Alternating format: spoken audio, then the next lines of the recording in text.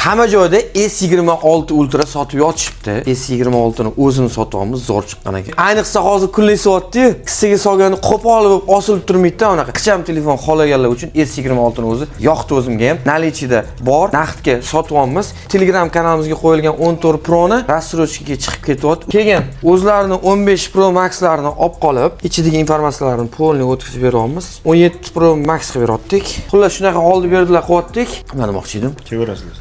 Защитный plyonka qilib beryaptik. Imенно S26 ni o'ziga qilib beryaptik. Stiklo qo'yganda ishlash o'zgaradi, qalinligini hisobiga. Eslarda отпечаткасini ekraniga qilgan ko'p oynalarda отпечатка ishlamay qoladi. O'shaning uchun защитный plyonka yaxshi variant. Ham udarga qarshi, ham chizilishdan saqlaydi. O'sha mashhur 17 Pro Max ga Nice Monkey brendidan oynalarimizni qo'yib berdik. Nice Monkey ni maqtayveraman. Nega? Shunaqa klientlarimiz o'rganib qolgan, boshqa joydan oyna qo'ydirishsa ishlatisha olmaydi. Zo'r tarafi защитный plyonkasi ham bor, oynasi ham bor. 2 qavat защита bo'ladi. Klavnisi zo'r yuradi, abodoglari yupqa bo'ladi, uqasi setkali bo'ladi. Eng to'g'ri tanlov telefonimizni hammadan kutamiz. Shunaqa xizmatlar kerak bo'lsa.